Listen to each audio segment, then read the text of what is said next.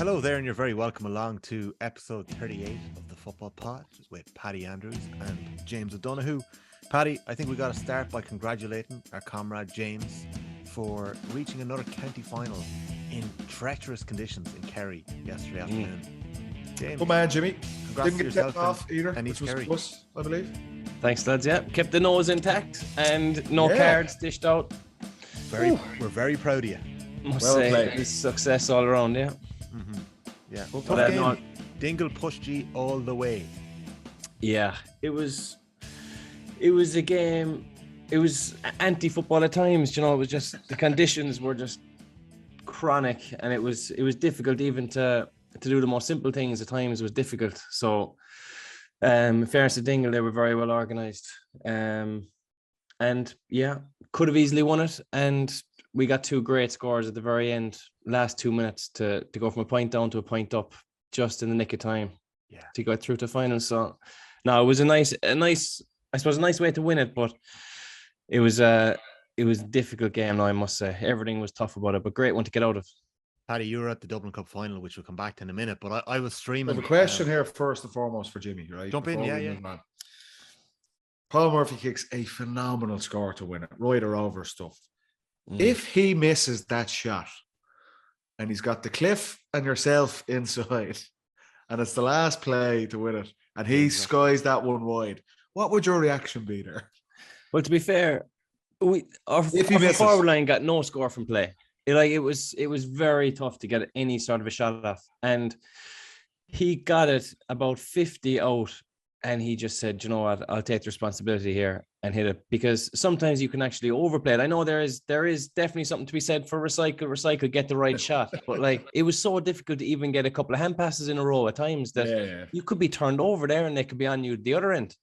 So James, it was level. So even if it did go wide, we're back into extra time, and we were down to 14. It's different though, isn't it? If you're a point down, it's different. When we spoke about this, was it with Reno O'Neill's free? Or the difference between if it's level, it's not as much. There's not as much pressure there. If you miss, you still have a second go at extra time. If you're a point down, you have to be absolutely 100% certain to take it on. It's far more pressurized. But no, I seen the score. Like I say, I was in Parnell Park and I was keeping an update on it, and I thought Dingle were going to nick it. Judging by what the updates I was seeing on Twitter, but then I seen Murphy's score was trending, and it's a phenomenal kick in those conditions. And he's just an experienced player. He's the type of guy that can take that on, can't he? A young fella's probably not going to do that. But a massive score for you guys. Jeez, what a way to win it, and a tough way to lose it for Dingle. Yeah, you know, I've been on the end of a few of those defeats as well. It's not like it's not nice, but it's just part and parcel of it, especially in days like that. Every score is like worth 2, because we only got, I think it was 1-9 to 1-8. So we only got 10 scores, you know, over. That was across the board, Jimmy. So all the county finals, you look at the scores, it was really tight. Conditions are obviously tough. It's proper winter football. It is winter football. Scores are at a premium. You know, you're not going to see club games between now and the All-Ireland finals in January where teams are racking up 20 points. It's going to be 12, 13 points that's going to get the job done. Yeah. Kilcoo scraped through and down. Croaks, that little bit of experience, got them over the line yesterday against Nafina. I think there was 11-10 a finish, Tommy, or 11-10 or 12-11. So, again, low scoring, similar to your game, Jimmy, but treacherous conditions, but a bit of experience tells in the end. Yeah. Can we hang on in Kerry for a few more minutes, because this game wasn't on TV. Mid-Kerry and Field Rangers were on Saturday night. Nonsense. Much to the anguish of Paddy Andrews last weekend, but you know, Mid-Kerry put up a very good performance. They got a good lead on Field Rangers early on, and they come back into it then, but they held them off 15-9. In your game, James, on Sunday, as you mentioned, the conditions were horrendous. You mentioned the 2 late scores. Paul O'Shea comes off the bench, a former All-Ireland minor winning captain, a cousin of the Cliffords, and he kicks that equaliser from 45 yards out. Yeah. The Dingle keeper, just to give him a mention, you wouldn't have seen it, but Kepa Arrizabalaga, the Chelsea keeper, made 2 outrageous sequence of saves where he stopped 3 shots in a row in the Chelsea Villa game yesterday afternoon. The Dingle keeper did the same thing in the first half and the same thing in the second half with shots on goal. You were in the mix. Dingle were ahead. You turn over a ball. David Clifford slips it to you. I think you get by Mark O'Connor and you take a very, very early snapshot. It's going low into the corner. He gets his fingers to it. He saves the follow-up. He saves the next follow-up. And Paddy Clifford eventually punches it in. How difficult was it to get scores yesterday? Oh, it was so difficult. But like, there's so much going on because Dingle had a lot of bodies back. So any kind of a hand on would make you kind of juggle the ball a bit, or you might slip, or the wind might come in. And it was just all over the place. But they went up a goal. And then from the very next play, we got that goal chance. And I took an early shot. Cliffy put me in. I'd say I was about, between the 14 and the 20. But you know, if you hit a goal shot and it hits the deck in the rain, it's going to skid like. So I said I'd try one of them. And in fairness, it bounced perfect just in front of him. I thought it would give him serious trouble, and he got a great hand to it. And we had another couple of shots that were just blocked on the line. Eventually, Paddy stuck it in. But yeah, it was so hard to get scores, like, because if you doubted your decision making at all and turned around, you were just going to be dispossessed. So you have to kind of commit to your first thought, no matter what it was, whether it be right or wrong, whatever your first decision is, you just have to commit to it. It's always the case in the rain, but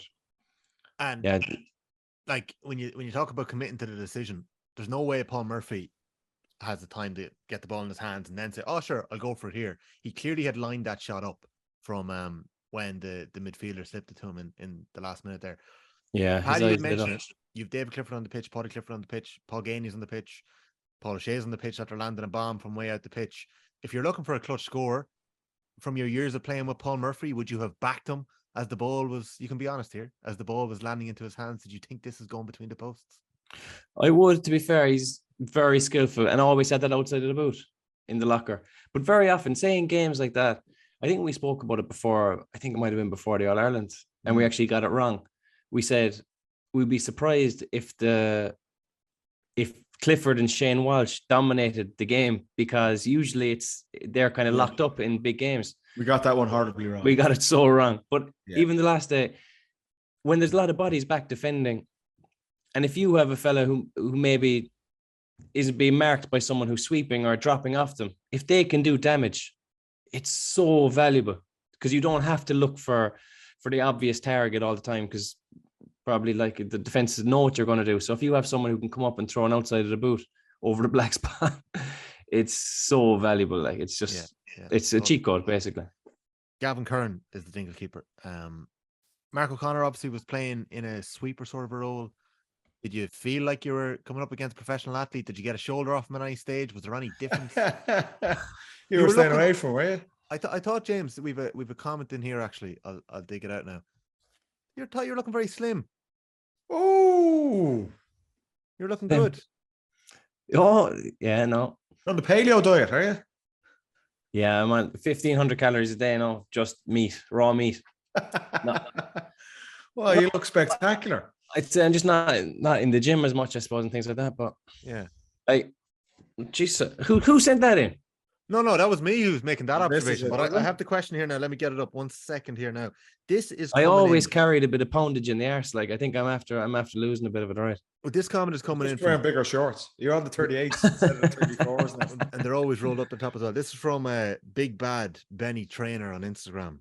James O'Donoghue has the hardest walk and the shortest shorts in the GAA. Source: Dingle versus East Kerry yesterday. Ooh, take that as a compliment. He could be right. The hardest walk. Honestly, man, I have dealt with so much hassle over that walk throughout my life. Paper. You're worse than Kieran Larry used to call me 10 to 2.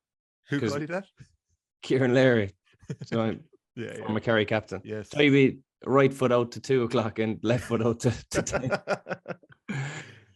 It's hips. I don't put it on. I know loads of people say it to me. They're like, "What's the story with the walk?" I'm like, it's all hip. And then I have to walk with the hands in the pockets then, just in case. When the conditions are that atrocious, and plenty of people playing Saturday and Sunday who were lucky enough to be playing championship action this weekend would have seen the conditions. What's the balance like between taking a risk or just being smart on the ball and being patient on it? Because it must be difficult to change your mindset when you're going in there and there's a torrential downpour, or you just know the ball isn't going to be coming in as clean. You're going to be picking up little breaks. Is it like you have to shift it in your head? Like, does that come with experience? I think so.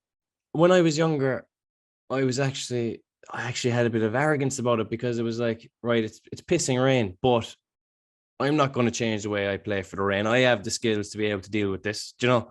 And that's naive. Like, you have to change the way you're playing because everything is different. The way the defender marks, the way the ball comes in, the way you're kind of double guessing where the ball is going to bounce. Like, everything is different in those conditions. Like, so you do definitely have to change the way you play because like it's become a major factor in GA these days of recycling the ball, recycle, eventually get a half back like McCaffrey, one of those breaking through and getting a score, or looping. Yeah. Whereas traditionally, I suppose teams want to be kicking the ball in, but you just can't get those scores. It's just coming off fellas' chests and coming back out, and a counter-attack team is going to hammer you. Yeah. So you can't turn over the ball up front. So it has to be a different game. We definitely saw it this weekend as well. And like, I don't know if you were watching the Donegal final, the drama on Saturday afternoon, but St. Eunan's were in a really good position against Naomh Conaill. There was a controversial red card just before half time. Shane O'Donoghue was sent off. I think what happened was there was a coming out from a shot and goal.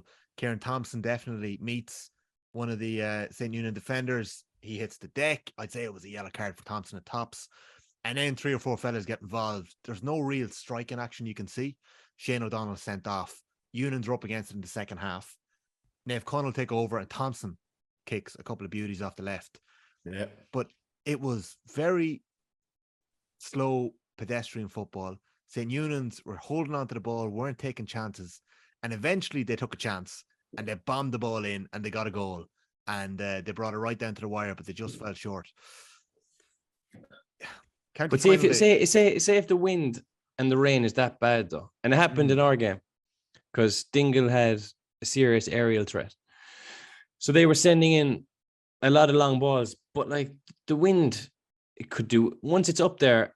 A lot of them were just going out of play long because once it got caught, it was gonzo. So in fairness, when it stuck to Gainey, he was on fire in that first half. Yeah, he created a goal chance, but like how many times are you going to risk, or how many times are you going to give away the ball? Right, to have the other team then mind it and have it for 5 minutes, and you're going, oh Jesus, and then you get it back, give it away, then the other team has it for 5 minutes again. Like it's not the best watch in fairness in those conditions. Like it can be tough. Yeah, but it's a mental kind of mental slog to do the right thing every time. Paddy, you were in Parnell Park yesterday. What was the verdict on Kilmacud Crokes winning back-to-back Dublin senior titles against Na Fianna, a 1-point win? Yeah, they were a point down at half time. Again, the game actually started off quite well. Na Fianna came out of the blocks pretty quickly. But it did start to get very cagey then. It didn't help. Just before half time, the rain started coming down and the wind picked up. And the second half was played in pretty difficult conditions across the board. I'm sure people could see it on TG Car on the telly, but being in the ground as well, there was a pretty stiff breeze there that Crokes were playing with in the second half. Na Fianna went 2 points up about 5 minutes into the second half. That third quarter, they were on top and they missed probably 4 opportunities. And a couple of bad ones that they look back on, and they were on top at that stage. They're a relatively young team, Na Fianna. I know they've got guys like Johnny Cooper and Owen Merchant who are obviously very experienced, but the majority of that Na Fianna team is quite young. It's the first county final in 16 years, I think. So you always felt when that was happening and they missed 3 or 4 attacks in a row, the Crokes were going to come back. And if Na Fianna could get out, as you're saying, James, games in those conditions, they're going to be low scoring. Scores are going to be hard to come by. Na Fianna probably could have got a 4 or 5 point lead in that third quarter, and they didn't. And Crokes went down the pitch, and Shane Walsh, to be fair, like, it was his best game since he went to Crokes. He's been kind of, Mannion's obviously been their main man traditionally over the last number of years. A lot of people were fancying Na Fianna without Mannion yesterday and felt that this was the opportunity to take Crokes down. But Shane Walsh in that second half, I think he finished with 5, possibly 6, definitely 5 points from play. He was outstanding. Did he get 5 from play? Yeah, he was outstanding, particularly in that second half. You know what he's like, very similar to the All-Ireland final. He has such range with his kicks, particularly when there's a bit of a breeze behind him. And coming down the stretch, he's getting the ball 45, 50 yards out. He's just clipping it over from there. That was 4 from play, not to take away from him. 4 from play. And they were clutch scores. Big scores. But what happened to Ear? You got a bang. Johnny Cooper. First half, and he went off. Towards the end of the first half, it looked pretty innocuous. I was in that stand. It was right in front of me. So I think it was just an accidental collision. He went off for a couple of minutes and came back in. A bit of Mick Galway heading him coming on with the bandage. Spent 10 minutes in the ambulance. Yeah. But I tell you, he got his breath man of the match. Yeah, but he was. Do you know, like you said it, Jimmy, in those games, a little bit of class stands out. You know, you could see that there was a lot of huffing and puffing from both teams. The Féin are well organised. Crokes are very hard to play against. They're such a well-coached team. And the games like that, where there's scores around a premium, someone like Shane Walsh is worth his weight in gold. But if he just gets possessions, he can swing it over and make the difference. Very similar to what Paul Murphy did for you guys yesterday, James. And the Féin will regret it. There's no doubt about it, because they had that opportunity in the third quarter, just that little bit of inexperience, and they just weren't clinical enough. The guys like the Féin are looking, the guys like Conor McHugh and Aaron Byrne, younger guys who've been involved in the Dublin panel, they just probably didn't have the experience to get them over the line, whereas Crokes had Shane Walsh. I saw Aaron Byrne throw over 2 outrageous kicks. But you felt that was what the Féin were kind of having to do. Yeah, keep in touch. They missed a few handy ones as well. I was only half watching. Bad ones in the second half. They did, and that's why they'll regret it. They absolutely will. It was a big opportunity for them. Like, it's the first time they've been in the final in so long, but it was an opportunity there. There's no doubt they're going to be gutted yesterday to lose a final by a point. But I think on the balance of the whole match, and just that little bit of quality from Shane Walsh, that's what it was. And then you have to look for Crokes if Mannion was there as well. I mean, they probably win that game a bit more comfortably.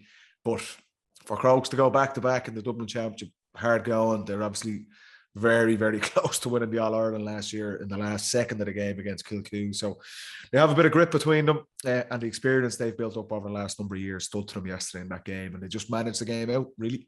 What's Shane Walsh's win bonus there? I think he was on, it's 10 grand a score, I think. So, yeah, he's had a nice gig, I'd say. Do you see, actually, the one thing I saw from the game, I was only half watch it in the bar after our game, but the midfielder for Nafina half blocked Craig Diaz from making a run. Paddy Quinn, yeah. He got a black card for it, but Diaz did a wrestling maneuver to take him over his shoulder. I think he must have popped the shoulder, or else dislocated. He did. The shoulder was gone. We didn't realize. And he got a black card on the stretcher. We didn't realize it was a black card because he was in a bad way. Because the play kind of continued on, and Shane Walsh gets a score out of that play. And linesman on the far side of the pitch, we were in the stands, was on the other side, was waving away, and you could see Paddy Quinn was in a bad way. His leg was going. He was in a lot of pain, and I didn't even realize it was a black card, but he had to come off, and he walked across in front of us, and his shoulder was gone. Yes, he was a loss. He kicked a great score. He's a very experienced player for the Féin. He kicked, I think, the first score of the game. Brilliant score. And losing him, that bit of experience, but it was around that time Crokes started to get on top around him. But Diaz was actually very good. Do you know Diaz didn't get booked for that? Yeah. But it didn't even come back at all. It was just kind of play on. I think the ref was kind of the linesman didn't really look at it.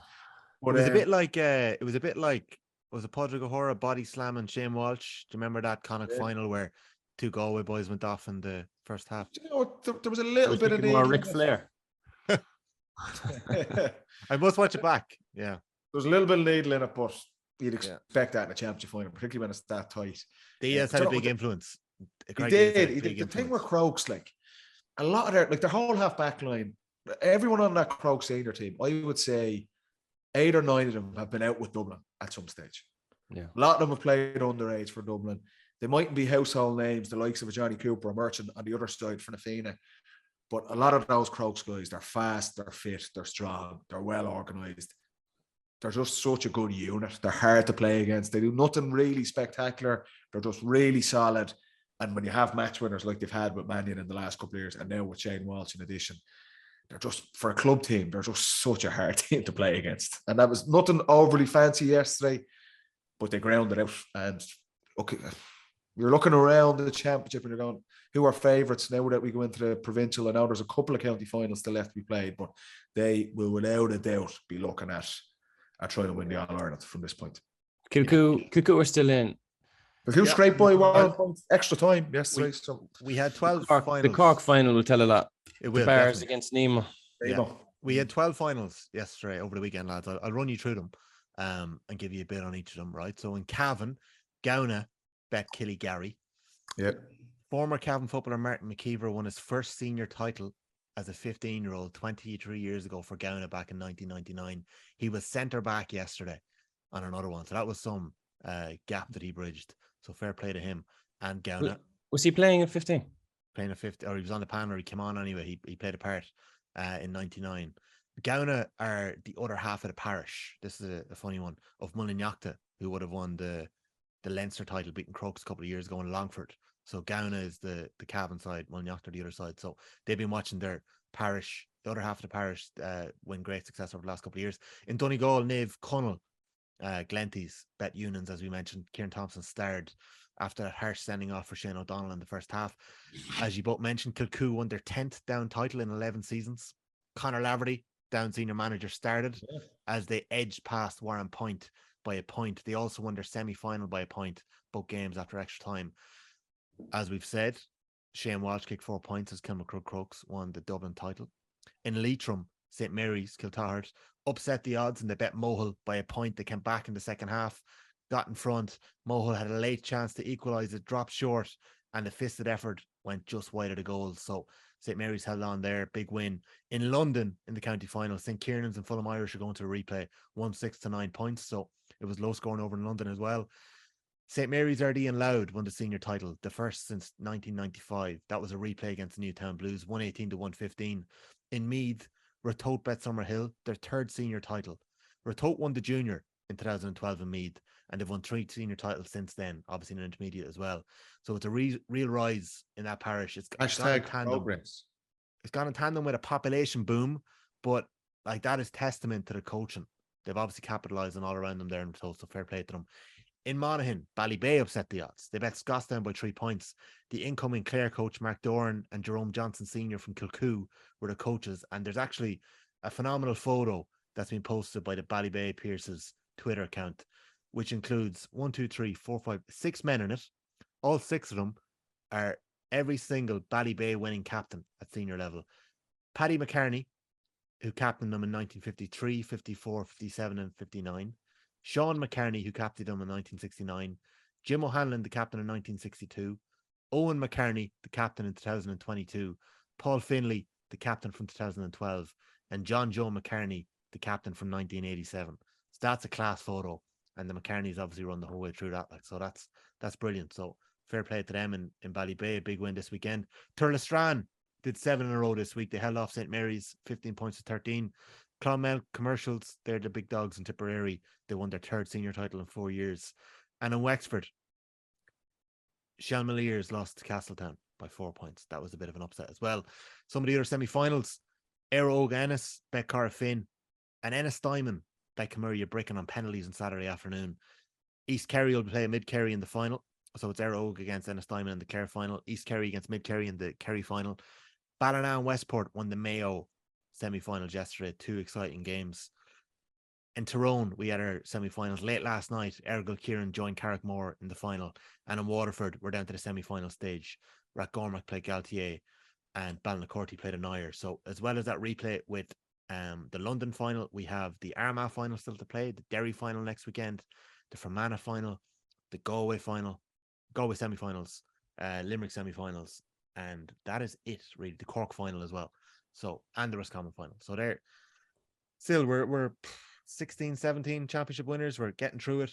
A lot more entries to the Monday Club this week. Obviously, there was no Monday Club in Kerry. James, not yet anyway. There might be in a few weeks. Will you even have a Monday Club? You'll be straight into the intermediate championship after the senior or the county championship. You gotta go out. Jimmy, you'll be out on Monday. Jimmy will be out. So that is that. Oh no, so where would you go? The fact that it's a regional team. So you win the final on the Sunday. Is it bank holiday Sunday or Saturday? The final's on the Sunday. After 2:15. The Monday off anyway. The bank holiday. Wow. Yeah, but we're playing intermediate the following weekend. That doesn't matter, Jimmy. You've got to celebrate your victories. We've spoken about this. Work-life balance. We haven't won anything. Work-life balance. Listen, we're already doing the parade and all. You just block your earmuffs. Well, if because it's 2 regional teams, what would normally happen in that case? Is there? Do you go to the captain's local boozer on the Monday? That'd be true. I don't know. This is my first year involved with a district. And I haven't taken my mind off the task at hand. I'm not thinking.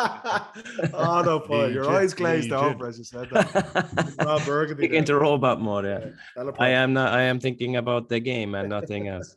How excited were you to learn that the provincial county draws for 2023 happened on Saturday afternoon?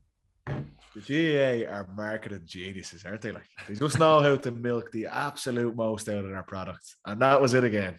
The championship draws on radio in October. Buried on a Saturday afternoon. Pure class. The Americans can learn a lot from us. Do you remember any to draw? Do you know anyone? No. Connacht was good, I believe. They're all on one side, are they? I'll give you a brief overview, right? And some of the implications. Very brief, Tommy. Very brief. Okay. In Connacht, what's happened is that Galway, Roscommon and Mayo are on the same side of the draw. Love it. Which means that one of New York, Leitrim, London or Sligo are going to be in the Connacht final, which, wait for it, in the new format, guarantees one of those four a place in the All-Ireland Senior Championship. So great. Next year, love it. After the provincials, we're going to have 4 groups of 4 in the Tailteann Cup and 4 groups of 4 in the All-Ireland Series instead of the qualifiers. So we're going to have one of Sligo, Leitrim, New York and London in the All-Ireland Series. So that is the Connacht draw, right? In Munster, Kerry get a bye to the semi-finals. They're going to play the winners of Tipperary and Waterford. What a dream draw that is for. They've rigged it again, so it's Kerry Cork in the final. Lovely, and well done. On the other side, Cork play Clare, and the winners play Limerick in the semi-final. Who's playing Limerick? Cork or Clare. Oh, Cork Clare. The winner plays Limerick. Okay, winner plays Limerick. In Ulster, Armagh are into the preliminary round. They play Andy McEntee's Antrim in the first game. The winners of that game go on to play Cavan in the quarterfinals, and the other quarterfinals are managerless Donegal against Conor Laverty's Down, Tyrone against Vinnie Corey's Monaghan, and Fermanagh up against Derry. So Fermanagh, Derry, Tyrone, Monaghan is one side of the semi-finals, and Down, Donegal, Cavan, Armagh, Antrim is the other side in Ulster. Derry, Tyrone, Donegal, Armagh. Okay. Yeah. All right. And now where this is important, right, is when I mentioned that one of the 4 in Connacht are getting into the All-Ireland Series in Ulster, any of the teams in Division 3, like Cavan, Antrim, Down, Fermanagh, if they don't get promoted and they don't make their Ulster final, they ain't playing in the All-Ireland Series. They're in the Tailteann Cup for another year. So we'll then win the games then. Don't be giving out. Don't come in here getting beaten and throwing the toys out of the pram. Deal with it. Win the matches. If Derry don't make the Ulster final and they get relegated from Division 2, which you never know, it could happen, they will be in the Tailteann Cup. So, and especially even actually... So you can be in Division 2 and in the Tailteann Cup this year? Whereas last year you couldn't. Well, if you're relegated. If you're relegated. And I also haven't clarified this yet, but I think the third place team could be in danger as well, given the fact that we're going to have a Division 3 or 4 team reaching the Connacht final. And Leinster finally, preliminary round, Longford Offaly, winners play Meath. Conor O'Rourke's first game in charge will be against Longford or Offaly. Kildare face Wicklow or Carlow, and they'll play in the semi-finals the winners of Dublin, Wexford or Laois in the quarterfinals. So it's Wexford, Laois in the preliminary round, Westmeath and Louth in the other one. So Dublin and Kildare the same side in Westmeath Louth will be an interesting game. It absolutely will. Yeah. So different styles. That's the provincial setup, lads. We don't have to worry about that now for another couple of months, but bit of a damp squib. Paddy, I know that you're very passionate about the fact that you would love to rename East Kerry and Mid Kerry going into their county final. Do you think it's a big opportunity? I'd love to get from you in 30 seconds what you'd do with the provincials if you had the chance. Please just say you'd bin them. What would I do with the provincials? Yeah. How could you sex it up? I'd play them in January and February. I'd scrap the O'Byrne Cup, FBD League, all that stuff. Play the championship, provincial championships then, separate from the All-Ireland Series. So we went through all this last season and everyone just went to Congress and they shot it down. So this is the latest iteration of it. People are always going to give. I've seen reactions to this on Twitter about the Connacht side of things that look potentially a so-called weaker team in Leitrim, Sligo, New York, or London is going to be in the All-Ireland Series. There seems to be issues with every single way, whatever way the GAA settle on it, people are going to give out. You're not going to please everyone. They had the opportunity last year to make a big change and they didn't go for it. So here we are. People piss and moan about it next year as well. So we'll just get on with it. I have to laugh. We got a message into the Football Pod GA Instagram page from a regular listener, Ronan. Provincial system messy as always. Connacht are guaranteed to have a Division 4 team in the final, yet Ulster will be lucky if a Division 2 team makes the final. Well, Ronan, a Cavan man, I say to you that Ulster said no. Exactly. Ulster wanted to hold on to their provincial team. Had the opportunity, shot it down. There you go. Give it out about it then. 6 That's months the way it goes. All right, lads. That is part 1 of the pod done. I'm just going to mention this. It was a message sent to us this week by Peter Lamb. Hi, Tommy. I was hoping on this week's football pod that you could give a mention to our friend, Aaron O'Neill, who passed away suddenly last Wednesday at only 36 years of age. Aaron was an Armagh super fan and he travelled all over Ireland following the Armagh footballers. His daughter Caitlin is currently the Armagh ladies minor captain and Aaron has supported her at every game. Aaron loved everything to do with Gaelic football and he'll be sorely missed in Armagh GA circles. So to all of Aaron's family and friends, we would like to pass on our sincere condolences here on the football pod. So look, take care of yourselves. We'll be back right after this.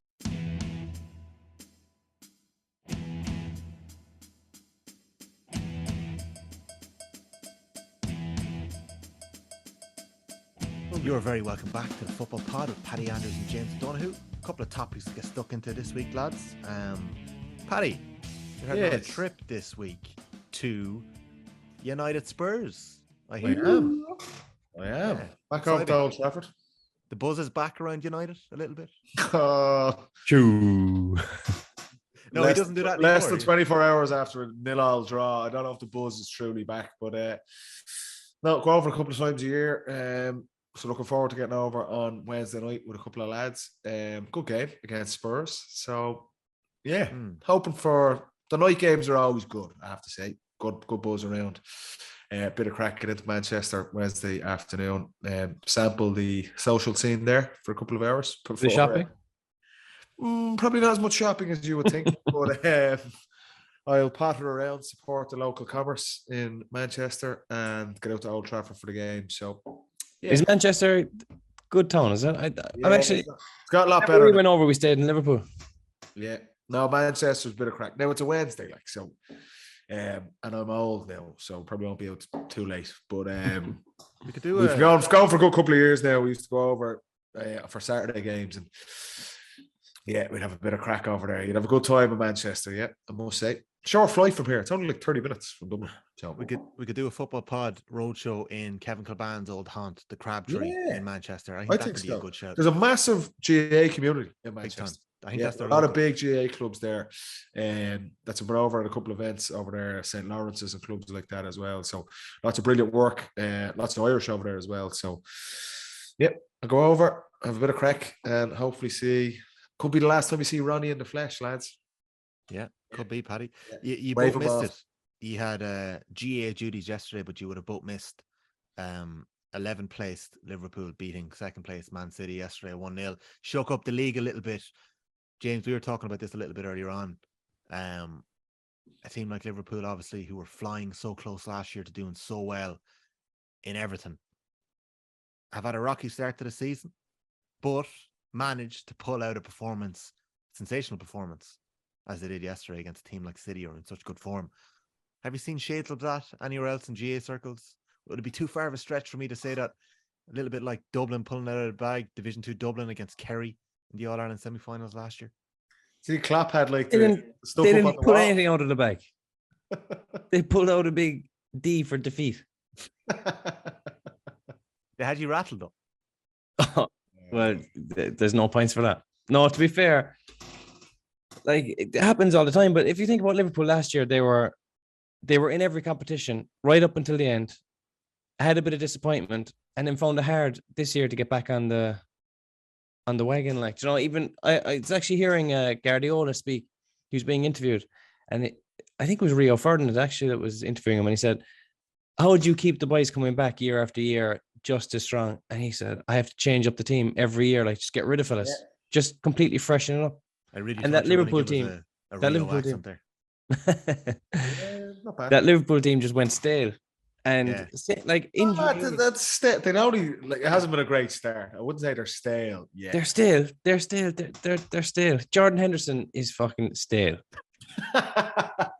They're a bit older now. Like, I have to say, they're running But out. like, I think it just proves like how impressive it is by GA teams to get back at it year after year after year with high pressure into the same setting and deliver time after time. Like, because there's no transfer window in GA. What's that? Not many teams have done it. Kerry are on one in a row now. I don't mean winning. I just mean six, get back to the standards. It's not easy. It's tough at the top. The air is thin, but that's true. No, I don't mean winning the All-Ireland. I just mean even getting back at it to the same levels every year is difficult. That's the genius of the leadership of a team, the manager, the coaches, trying to keep things fresh. We talk about it all the time in GAA, guys, stepping away, it becomes a bit of a burden. It's like, you're right. Not even teams trying to win the All-Ireland. Guys are stepping away because they just don't enjoy it anymore at any level. They're like, this is a bit of a ball ache. So there's a responsibility on coaches and managers to create that environment where people want to come back and they want to be there and they want to enjoy it. And because if you don't have that, you're not going to have consistent success. And that's the same in any sport. It's obviously more, it's highlighted more, it gets more coverage obviously on the soccer side of things, but it's the same in GAA. Like, if you're coaching a team, that's why you see the likes of a Cody. You're never going to see that again. Like Mickey Hart with doing nearly 20 years. Like, teams would lose 2 or 3 years, and coaches know themselves. Go, do you know what? This is a bit stale. I need to go. Or if they're going to try and stick in there for 5, 6, 7, 8 years, they need players to turn over. We spoke about it after Kerry's All-Ireland win. For them, that they're probably the most settled out of the top teams. But if you're Jack O'Connor, you've got to be looking for that first round of the Munster Championship next year coming in. You'll need 2 or 3 players different. You wonder, is settled even an advantage? It's probably not. Do you know, there's bits of it that are, Jimmy, but I definitely, I would see that as a sign of weakness from Kerry's point of view. If they line out in all their Munster Championship games and it's the same 15 that played in the All-Ireland final, that kind of says, well, there's another 15 to 18 guys in that panel that have been there and they've had 6 months to try and push on and take someone's spot, and they haven't done it. So either they're not good enough, or there's something going on there. That there has to be things freshened up, even 1 or 2 positions, and not even Jack O'Connor might do just to rattle lads, like just wait, just to keep guys on. Yeah, you need to be right on the edge to get the most out of it, and you need to keep things fresh. There's no 2 ways about it. Do you know what? Kerry took our advice as well. They are going on holidays the 4th of December. Did we say this in the pod already? But you did. You said forget about the teachers. Pre-Christmas, yeah. Where they go? Pre-Christmas. They're going to Dubai and Mauritius. Ooh, but do you remember we said about Tyrone? They were coming back a bit late. Gambled. Yeah. Like I reckon Kerry will be at it early, and those fellas who are preparing a big winter will have that chance to go straight in. I think it's a good move, like, to get that holiday out the way. Interesting. When are the Westmeath boys going to? Is it Cancun they were going into race at? Oh, soon. I think it's November. I think it's November. Yeah, they're even sooner. That's their courses for the Leinster Championship. That's savage. Yeah, absolutely. They're in the same side of the draw as so it's Westmeath, Louth, Meath, Longford, Offaly. So Westmeath will be fancy. Eddie Down will have his eye on the old Delaney Cup. There you are. Absolutely. Just on the freshness and staleness of a squad, just for one more moment. John Boylan famously tore up his legendary Meath team in 93, 94. Now they were all getting to a certain age, but there was no letting lads hang on to a panel or wait around. There was boys cut.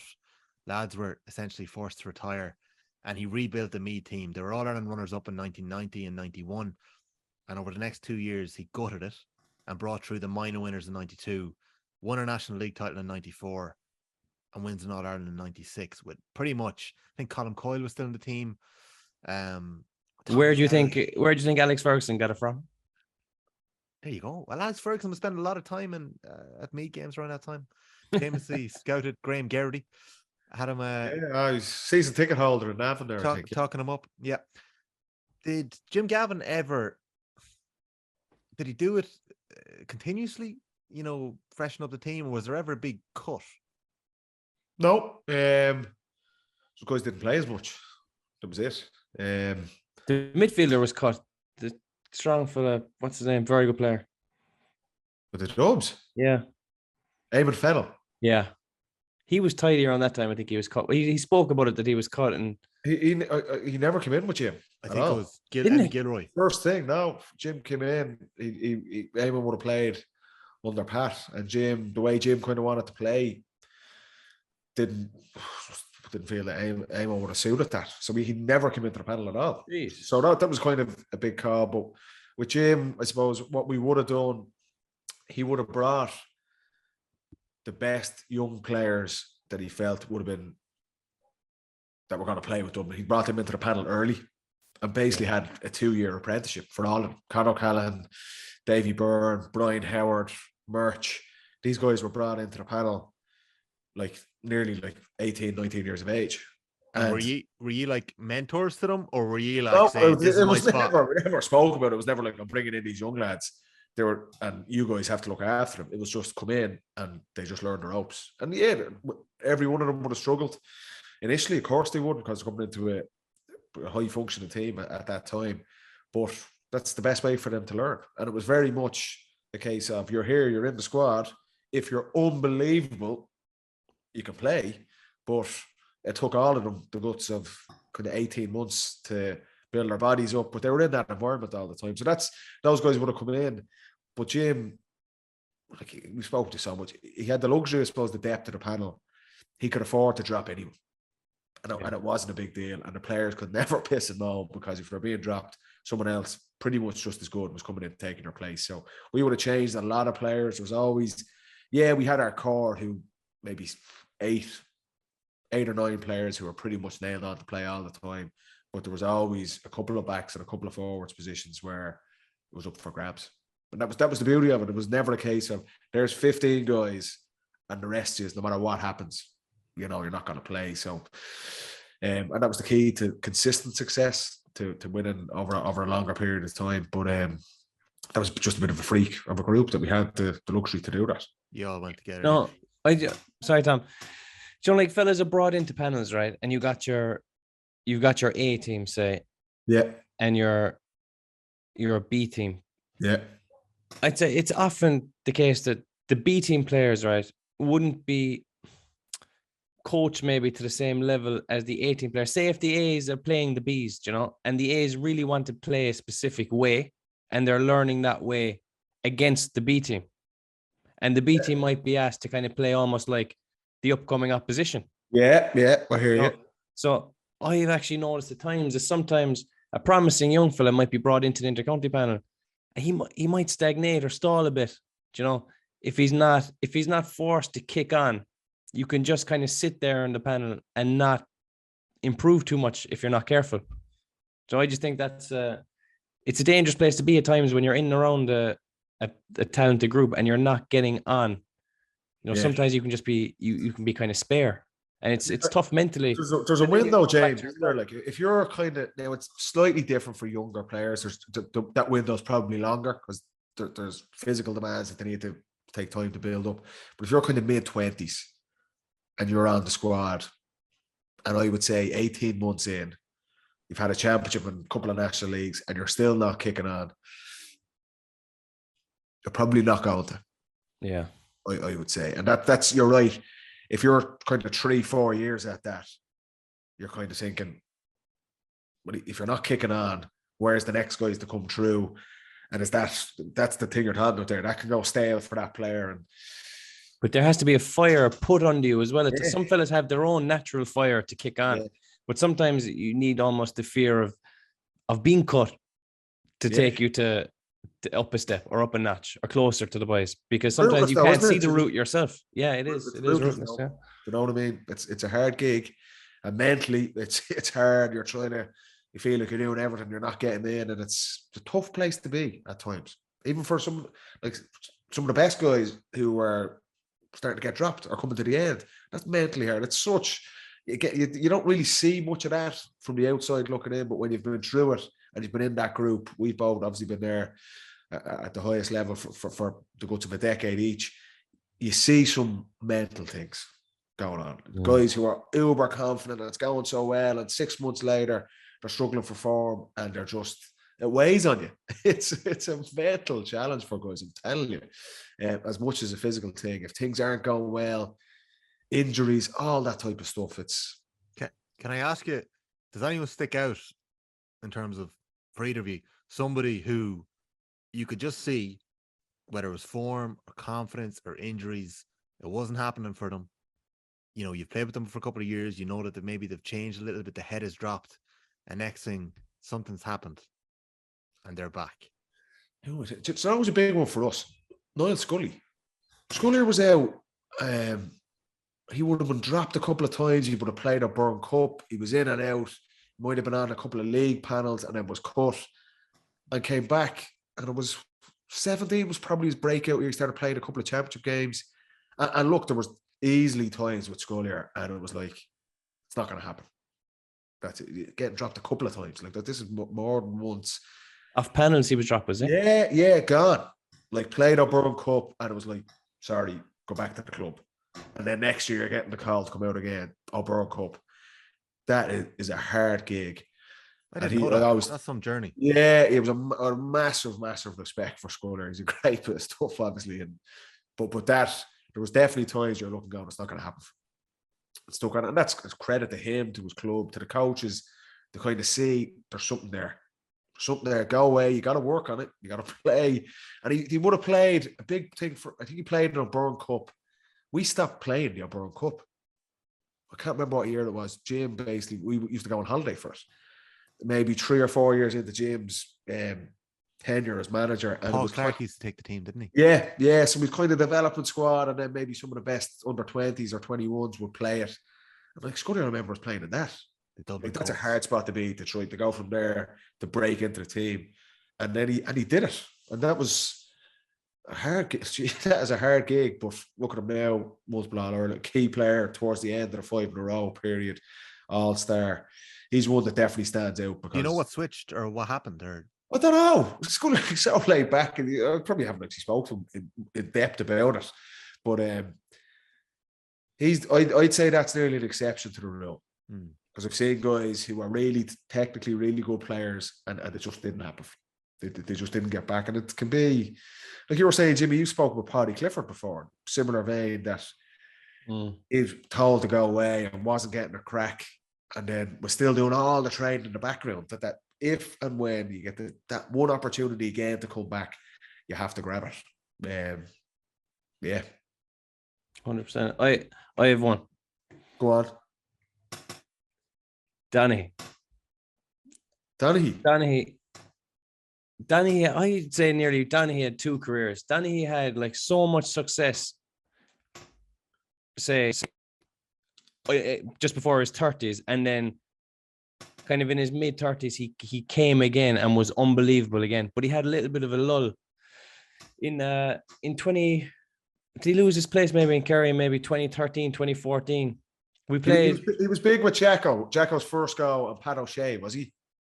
That was his first. He was 06, 7, yeah, 8. Unbelievable then. Yeah, and then had a dip, and then came back with Fitzy. Like, I think he was early man of the match in the All-Ireland final in 11. I think he was brilliant. He played wing forward against Ian 11. He scored an unbelievable point under the music stand. It was phenomenal. And then 12, we lost to Donegal. And then around 13, 14, he lost his place under Fitzmaurice. And was that injuries though, Jimmy, or what was it? Yeah, definitely. A load of things. Injuries, kind of Fitzmaurice probably trying to go with maybe younger fellas or try different things. And I'd say he probably just got a bit not fed up, but he probably just fell out of love with it a bit. Yeah. When you get dropped, when you've been the main man and you get dropped, that is that's a hard gig. Like, whatever if you've never played.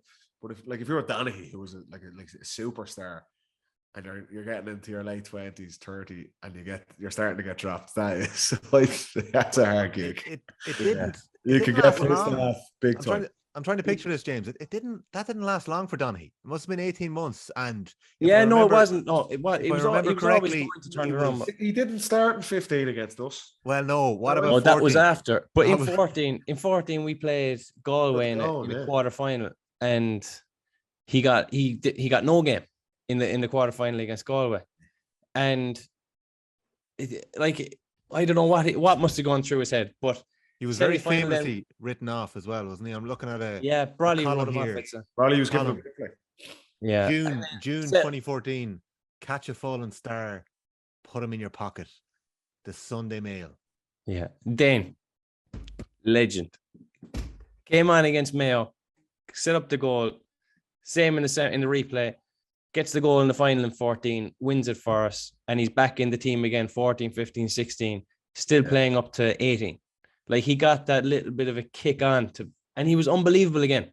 Yeah. You know? And could you see that happening in real time? That change in his presence? You could. Some fellas just love it. Paddy, you say, some fellas love being the main man. They it's just in them. They're leaders, they're natural born characters, and they want the responsibility.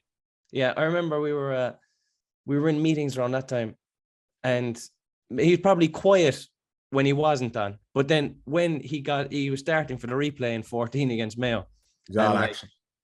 The meeting was like, lads, put it into me. I don't care where you are. Just put it into me. Comes in wearing a leather jacket into the meeting, like, yeah. The aura was incredible, like, and it's infectious, like, such a lift to everyone. If you have a personality like that in the dressing room, like, it is powerful. And like, it was unreal to see that come back. And then he's a legend. Like, that's something. If you talk about personalities, like, it gets on top of you. Like, if guys are naturally, like, there's about 30 odd guys in the dressing room, it's the same the world over. There's lads who are man crack, there's lads who are reserved, whatever. But I see with guys in our team as well, where they be outgoing, loving life of the party, and then it's not going well on the pitch for them, and it's hard to keep that up if it's not happening for you on the pitch. It's a shambles, like, but it's gas. I suppose you think your voice is kind of diminished a bit in the group, but it's not. Like, it's not. The fellas are still hanging on what you're saying, like, but I suppose fellas still love you, but you're kind of doubting a little bit. Yeah, that's a big part that feeds into how you play it. That doubt, and you're tentative on the ball and things like that. Like, that's what we were saying. We spoke Paul Murphy, just the Paul Murphy podcast. Remember, he comes on in the semi against Dublin, that pass he gives. Like, he's been All-Star, All-Ireland winner for Kerry, and then he's on the bench. You know, he's not one of the main men anymore. It's still important, obviously, but it's easy to come on in that situation and be like, I don't want to make a mistake, because my standing in the team is probably not what it was 3 or 4 years ago. That's just the nature of it. But the best players can kind of get over that. They can still, that's a confidence thing, but I've seen it loads of players where if they're coming on, it's nearly like, don't make a mistake. And that's not who they are as a player, or as a person. That's when you do make the mistake. Yeah, and that's what gets into your head. Jesus, that's with sports psychology. It works. I'm telling you. Like, when they're training the pilots, and they go, if they tell the pilot, don't fly into this, they have like a 50% bigger chance of flying into it. Whereas if they tell them to fly around it, no problem. Don't take a big element. If you get something in your head, it's just nightmare stuff. Like, that was a bit of a Hail Mary from Eamon Fitzmaurice. You were 5 points down with 11 minutes to go. Donny hadn't been used all year. Throw the big man in. And like that, like, you can't plan that moment, but that moment essentially sparks a renaissance. A renaissance. Like, that's just incredible. You can't script that. Can I ask the Wolf a question? Well, yeah, speak now. What were you like in team meetings? Were you more of a after dinner speaker, or would you pipe up in team meetings and motivational talks? Would you have anything to say, anything to offer? Used to speak a bit, yeah. No, I would have, yeah. Like, our kind of group, it was kind of put to us all to have a talk about things, and sometimes we went on a little bit longer than we would have liked. But no, I would have been quite serious, yeah. Like, a bit of crack outside of it, but team meetings before games or reviewing games, like, we're all quite serious. It is serious, like we enjoy it, obviously. Try and be lighthearted. Obviously, now you can have a bit of crack as you're finished, but Jordan, I would have been quite serious. Yeah, I would say, yeah, a bit there at times, but There was, yeah. Pain in the hole, but yeah, that was it. Were you a come on lads sort of fella, or were you given a bit more in depth? What you mean, like banging the dressing room door type thing? You know, that's what I'm asking. Like I had a habit of saying, I had a habit of saying a phrase, and I had to stop saying it. I can't remember it now. Like a rousing team talk type thing. Not really, no. Maybe once or twice over the course of 10 years, but I think like we didn't really go in for that at all. I don't know, Jimmy. Would you have been like that? I used to hate any sort of if fellas tried to get me psyched up or rouse me up. It would. Yeah, I don't think that really happens that much anymore. Yeah. I know we love the Hollywood movies and all that stuff, but it's pretty rare. We wouldn't have had many of them at all, for either from Jim or the coaches. Or there's times where you know what's on the line, and if you're standing there and you're playing Kerry in the All-Ireland final, and you need someone to give you a kick in the hole, that's not great. Yeah, James, you never broke character and at halftime lost yourself and started saying a few words at halftime. Not really. We went into a couple of half times and everyone was talking and it was just too much. Like, do you know what I mean? And it's like, shut up, just sit down for 5 minutes and take a breath and just calm it. And then we'll have 2 or 3 messages to go out. Like, I used to love cold, calm atmospheres. Once it gets too mad or everyone's talking, everyone's opinion is heard, you get nothing said. There's too much going on. But I remember in the team meeting, I was young. I'd say Fitzmaurice knew that I probably was not drifting off, but that I wasn't contributing in team meetings anyway. And he'd say his piece, and he might get a few fellas to say something then. And then one day I'd say I wasn't even playing, and he goes, "James, what do you think?" And like I had absolutely nothing to offer. Some lads get caught out. That's the principle. That's the principle in Fitzmaurice catching you out. You're a teacher. No, in fairness, I say he wanted fellas to come out of themselves then, Joe. But like, if you don't put that little flame under a fella at times, it doesn't come out, you know. And then as you get into it, by the end, fucking you can't shut up at times, like. But it's just like it is. We definitely go through phase like yeah. I remember we would have talked a lot, and there's times we're going, honestly, Wolf, shut it, like fuck off, like it's 10:30 here. We've been training fucking last 3 hours. I want to go home, like. But that was it. Yeah, bit more laid back these days. Bit easier talking on the podcast now than. I'd listen to you. Some of the teams, we're nearly finished here, boys, this week. It's been very enjoyable. But one of the big themes is that the big teams are just grinding out wins. Kilcoo, as I said, 10 title in 11 years, a 1-point win after extra time. 10 in 11 years. What? 10 in 11 years. Crokes, a 1-point win against Nafina. But like, it wasn't just the fact that it was a 1-point win. It was how they managed the last 10 minutes. Strangled the game. Yeah, they wrestled back. Strangling the game. And likewise, Ruthless, they've won 3 county titles. But their last 2 in the last 3 years, 2 of the last 3 years, they've won them by a single point. One of them was a very late goal against Gael Column Kills. But the last day, they just held off an onslaught from Summerhill. These teams just know how to win. Is it like what is it like? Is it a grit? Is it a bit of a mental kind of a experience that you have on other teams? Real thing. You've been there and you've done it, and you could see it unfold in front of my eyes watching the Dublin final yesterday. Nafina haven't been down that road. None of those guys have played in the final. Like Nafina, the club hadn't been there in 16 years. All those Crokes guys have been in. They won it. Crokes, remember, we're talking about experience. They absolutely duffed the All-Ireland final last year against Kilcoo with the last play. They would have had conversations around that for weeks, reviewing that. Like literally the last play to win the All-Ireland club final, and they kicked the ball away. We spoke about it last year on it. Experience, that's what it is. Like good or bad, winning or losing, you learn from it. And when teams get into that situation, they just know what works and what doesn't. Doesn't always come out. Experienced teams lose tight games as well, but it gives you a hell of an advantage that if you're coming down the final plays, 5 minutes to go, coming into injury time, whatever it is, we've been here before. We've had multiple conversations about, remember that time last year where we did this and it didn't work. And that, like, we had it with Dublin for years.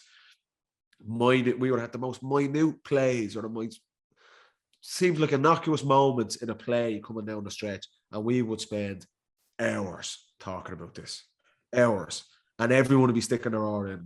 That's the type of meetings we'd have. Why did that happen? Why did you do this? And then someone would say, well, I think you did it because of this. And then someone else come in. But they're the conversations. That is experience. It's like, this is what worked that time. This is what didn't work that time. And then sure enough, on Sunday, you find yourself in that situation and everyone on the team knows what to do and what not to do. You could see it perfectly with Crokes yesterday. Got their noses in front. Didn't panic when the things were going against them because they've been there. They know the time is going to come. There's plenty of time on the clock. And then once they got their noses in front, it was, let's close this down. Let's slow the ball down. Let's push up on kickouts. Let's do the hard yards first. And it's experience. That's what people are talking about with experience. Good and bad, but learning from it. And that's no coincidence. You see these teams, particularly when the weather's shit, as Jimmy's playing in it yesterday, and it's going to be like that for the next couple of months. It's fine margins, fine margins, and teams that don't make mistakes are generally the teams that are going to come out on top. And you can see it yesterday in all those results. The experienced teams just ground the game out to win. You can see, like, in those moments, in those high pressure moments, if you've never been there before, your heart is pounding out your chest. You're getting hotter. You're kind of your brain is foggy. You're kind of thinking too many things. You're thinking, geez, we need a score here. Give it to me, and I'll, throw an excited about at it. Whereas when you've been there a few times, it's just you're calm, you're cool. You're like, right, what's this simple thing I can do? Get it, give it to a runner maybe, and your thought process is a lot clearer when you're just that little bit more relaxed and you've seen it happen before.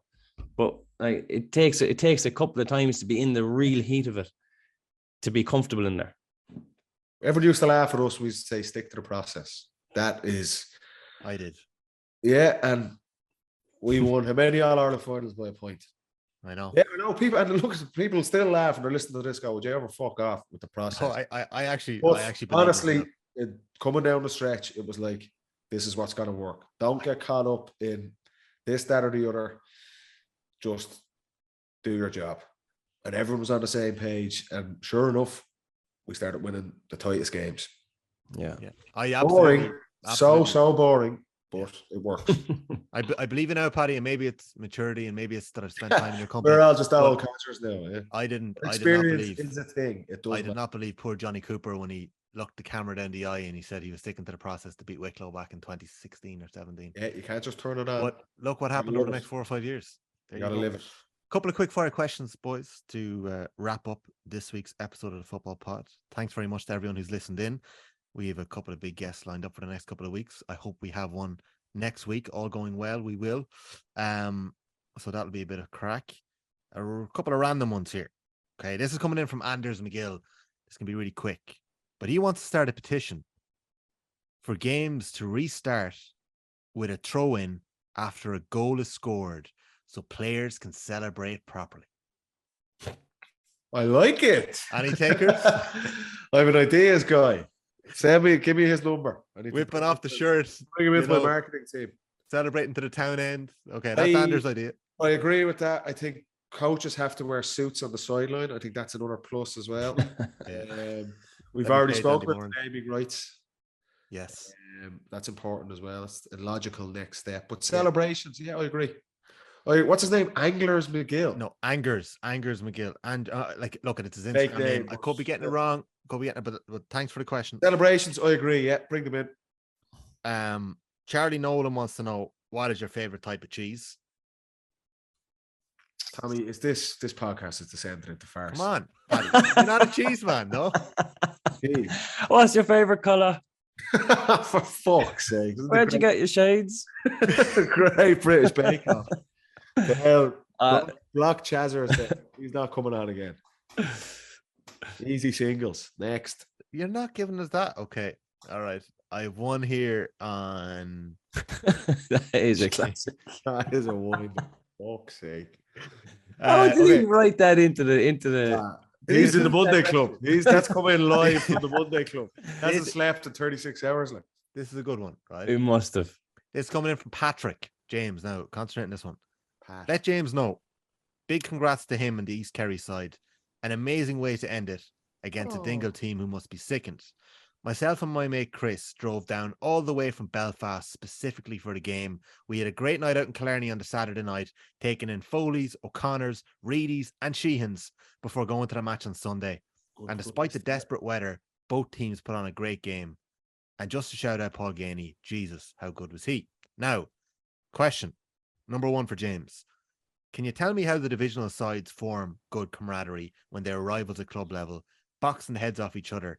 How can you form any sort of consistency from year to year when players come and go? And if the club that they are playing for becomes senior, it means they're no longer eligible to play for the divisional side that following season. Any insights into what it's like in the East Kerry dressing room? Well, I suppose a lot of it comes down to the management. Do you know, the manager especially. I mean, you're making every fella feel welcome and as important as each other, which is a tough job because you fellas coming in from 8 different clubs. You know, no one knows where they stand when they go in first day. So, like, it is difficult. But this was my first time going in with a division, and it was easy. Do you know, there was no trouble whatsoever. I'm not that I was surprised, but like it was just simple. Like when good players are there to play ball and just have a bit of crack, it's easy, it's simple, and it's easy to play with good players. You know, if you're playing badly or if the games aren't going great, then things probably would start to creep in. But like, there's been absolutely no hassle. I must say I found it incredibly easy this year. Okay, that's interesting. Second part of Patrick's question, and we'll give him a second question because he drove all the way from Belfast. Yeah, fair play for going though. Oh yeah, is he still driving? Could be. He obviously took in a good night in Killarney, so that was well played. Okay, for the two lads, was there ever any resentment brought over from club games into county panels where players genuinely didn't get on based on what happened at club level? I can't confirm this, but he puts in brackets, Sean Marty Lockhart and Paddy Bradley famously didn't talk playing with Derry because of club rows. All the best from Patrick Belfast. Apologies to Sean Marty Lockhart and Paddy Bradley if that isn't true, or if you do now talk bringing up old grudges. But that is the question. Any club rivalry ever spill in? Surely, Paddy, after winning All Ireland title, having your Monday club, Tuesday club, you're playing club championship in Dublin on the Thursday, there'd be a couple of cantankerous clashes in Parnell Park. Lads were just hung over, I think. No, we were all right with it, I must say. And did we even speak about it? Not really. Like, I can't remember ever having a conversation, whether it was Giller or Jim or Desi coming in and like the club stuff, leave it out. It just never really came on our radar, I have to say. Like, lads, there was definitely times in club championship games where lads were going toe to toe, like, and they'd be taking lumps out of each other, but that never ever carried on. Didn't spill into no, never. I mean, genuinely, I don't think we ever spoke about it once. I can't remember once that becoming an issue at Dublin training ever. Interesting. I think that when your county's your number one, you park everything. Do you know what I mean?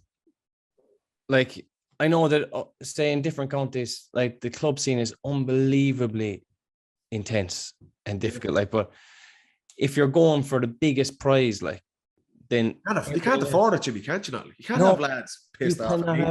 You can't.